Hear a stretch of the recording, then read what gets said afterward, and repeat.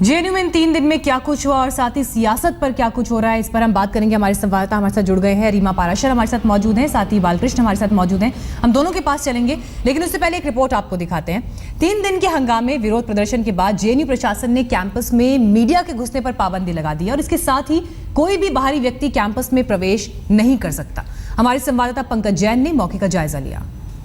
JNU परिसर में देश विरोधी नारेबाजी का मामला थमता हुआ नजर नहीं आ रहा है। इस वक्त हम मौजूद हैं यूनिवर्सिटी के ठीक सामने और यहाँ पर छावनी में बदलने की कोशिश पूरी तरह से की जा रही है। जवाहरलाल नेहरू यूनिवर्सिटी को पुलिस चप्पे चप्पे पर तैनात कर दी गई है, लेकिन उसके अलावा कल रात को यहाँ के रजिस्ट्रार की तरफ से ये ऑर्डर दिए गए हैं कि मीडिया को किसी भी तरह से एंट्री ना दी जाए। लेकिन इसी के साथ साथ सुबह जो लोग यहाँ पर घूमने के लिए पहुँचते हैं उन्हें भी अंदर जाने की अगले 1 हफ्ते तक की अनुमति नहीं दी गई है। जेएनयू के बाहर लगातार प्रदर्शन चल रहा है, तिरंगा अभी भी यहाँ पर लहरा रहा है, लेकिन इस बीच जिस तरह से नारेबाजी हुई देश के खिलाफ और अफजल गुरु को लेकर जिस तरह से यहाँ पर कार्यक्रम होने की बात नजर आई, उसके बाद से ही विवाद बहुत ज्यादा बढ़ गया। तमाम छात्र संघ विरोध कर रहे हैं इसका। केंद्र सरकार की तरफ से भी कड़ा रुख देखने के लिए मिल रहा है। पुलिस को यहाँ पर पूरी तरह से तैनात कर दिया गया है, लेकिन साथ ही साथ जिस वीडियो को सामने लाया गया था उसमें 8 छात्रों की पहचान की गई है और पुलिस उन्हें ढूंढने का काम कर रही है। लेकिन इस बीच जवाहरलाल नेहरू यूनिवर्सिटी ने यह फैसला किया है कि अंदर कोई भी आम शख्स नहीं जा पाएगा। अगर छात्रों को जाना है तो वो अपना आईडी कार्ड दिखाएं और उसके बाद एंट्री लें। और फिलहाल इसके बाद इस बात को लेकर भी सवाल खड़े हो गए हैं कि आखिर अंदर अगर ऐसी कोई गतिविधि होती है तो उसको रोकने के लिए प्रशासन ने किस तरह के कदम उठाए हैं। कैमरा पर्सन रविकांत के साथ पंकज जैन, दिल्ली, आज तक। तो इस मामले पर कैसे राजनीतिक रंग चढ़ा है उस पर तो हम आगे बात करेंगे, लेकिन रीमा हमारे साथ मौजूद हैं। रीमा, आपसे हम ये जानना चाहेंगे, बीते 3 दिन में जेएनयू सुर्खियों का गढ़ बना है। ऐसे में जो छात्र वहां मौजूद हैं वो भी इन विचारधाराओं के बीच कहीं ना कहीं बट गए हैं। क्या कुछ छात्रों के मन में चल रहा है? जेएनयू कैंपस के अंदर क्या चल रहा है और कैसे इस पूरे मसले को वहां पर देखा जा रहा है? देखिए मीनाक्षी, पहले तो हम बता दें कि आज शाम को 4 बजे जो जेएनयू की लेफ्ट स्टूडेंट्स विंग है वो प्रोटेस्ट करने वाली हैं और इस बात को लेकर कि किस तरह से माहौल सभी छात्रों के लिए गड़बड़ा गया है और सभी छात्रों को टारगेट किया जा रहा है, ऐसा उनका आरोप है। और जिस तरह से छात्र संघ के अध्यक्ष की गिरफ्तारी हुई, ये तमाम बातें ऐसी हैं जिनका विरोध आज शाम को 4 बजे होगा। लेकिन एक चीज़ हम यहाँ पर दिखाना चाहेंगे, इस वक्त हम यहाँ पर हैं, जो हम लगातार बता रहे हैं कि मीडिया की एंट्री बैन हो गई है और जितने भी तमाम लोगों को अंदर जाना है उनके आई कार्ड देखे जा रहे हैं। पुलिस बल लगातार यहाँ पर बढ़ रहा है। पिछले 1 घंटे से हम देख रहे हैं कि लगातार पुलिसकर्मी यहाँ पर आते जा रहे हैं और एक जो नारा यहाँ लगातार कल से लगा दिखाई दे रहा है मीनाक्षी, जब यहाँ पर एबीवीपी के कुछ स्टूडेंट्स यहाँ पर आकर प्रोटेस्ट कर रहे थे तो उन्होंने एक पोस्टर लगाया था, भारत माँ का यहाँ पर एक ध्वज लगाया गया था भारत का। तो ये तमाम चीज़ें ऐसी थी जो बता रही हैं कि किस तरह से माहौल जो है वो अंदर ही नहीं बल्कि बाहर भी एक अलग ही हो गया है। और आज भी दिन भर लगता है कि जो 3 दिन से घटनाएं चल रही हैं उसका कहीं ना कहीं रिफ्लेक्शन यहाँ पर दिखाई देगा। अलग अलग छात्र संघ के जो लोग हैं वो दिखाई देंगे और प्रोटेस्ट भी इन तमाम बातों को लेकर दिखाई देगा। इससे पहले सरकार ने जेएनयू में देश विरोधी नारों पर आंख तरेड़ी तो आनन फानन में जेएनयू छात्र संघ के अध्यक्ष गिरफ्तार कर लिए गए। इसके बाद सियासत भड़की, दिन भर विरोध प्रदर्शन होते रहे, हंगामा हुआ, सियासी दलों के नेता जेएनयू विवाद में कूद पड़े और जमकर इस पर बयानबाजी भी हुई।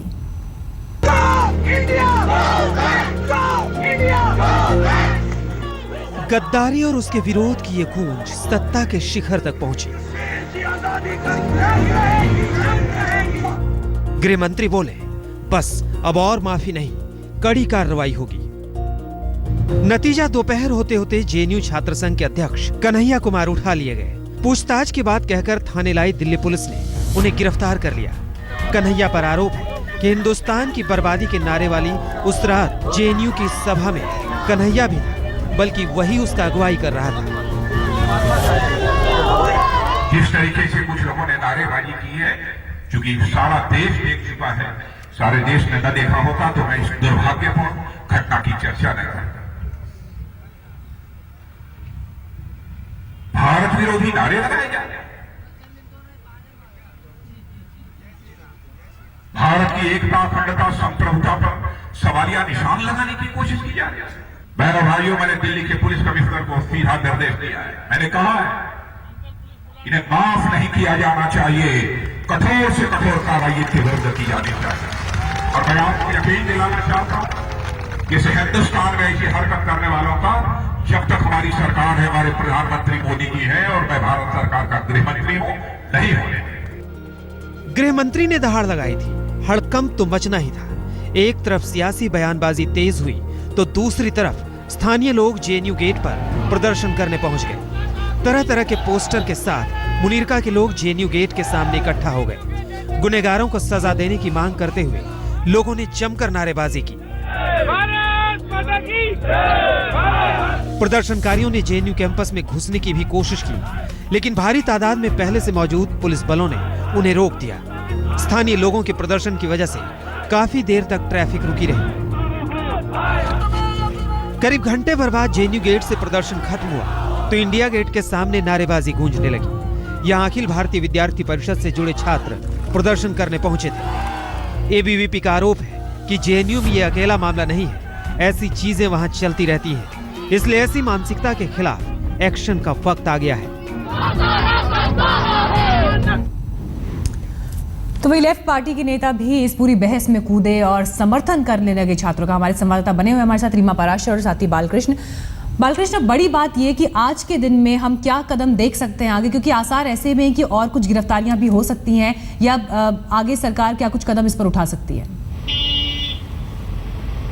देखिए, जब ये घटना जेएनयू में हुई थी तो कुछ पल के लिए, कुछ समय के लिए ऐसा लग रहा था कि सरकार असमंजस में है कि क्या कैसे इस पर फैसला किया जाए, क्या कदम उठाया जाए। जिसके पीछे अवार्ड वापसी से लेकर के जो हैदराबाद में जो विवाद हुआ, उसको जो वो विवाद जो सरकार को झेलना पड़ा था वो था।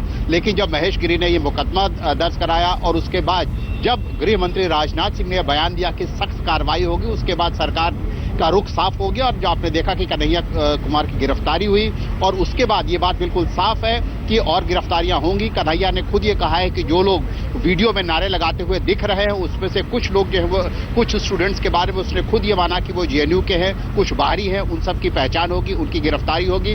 और यहाँ पर जेएनयू की अगर बात करें तो जेएनयू में स्थिति बेहद तनावपूर्ण है। हालांकि कोई यहाँ पे अब नारेबाजी नहीं हो रही है, कोई धरना प्रदर्शन नहीं हो रहा है, गेट पे मीडिया की एंट्री बैन है। लेकिन अगर आप यहाँ लोगों से बात करें तो ये बात पता चलती है कि एक दहशत का माहौल है। स्टूडेंट को ये लग रहा है, ये भी कहा जा रहा है कि जो स्टूडेंट्स उस दिन उस फंक्शन में शामिल थे उसमें से कुछ भाग गए हैं, कुछ हॉस्टल से गायब हैं। उनको लग रहा है कि किसी भी वक्त पुलिस आकर के यहाँ पर उनको गिरफ्तार कर सकती है। और अब सरकार ने जब देखा कि एक बहुत बड़ा लोगों का जो वर्ग है वो इस बात में सरकार के साथ खड़ा है कि कम से कम देश के खिलाफ जो नारे लग रहे हैं उनके खिलाफ कार्रवाई होनी चाहिए, तो सरकार का रुख बिल्कुल साफ है और वो रुख बिल्कुल सख्त है। चलिए, शुक्रिया आप दोनों का हमें जानकारी देने के लिए। फिलहाल एक ब्रेक के लिए हमें यहाँ रुकना है, लौटेंगे और खबरों के साथ। देखते रहिए आज तक।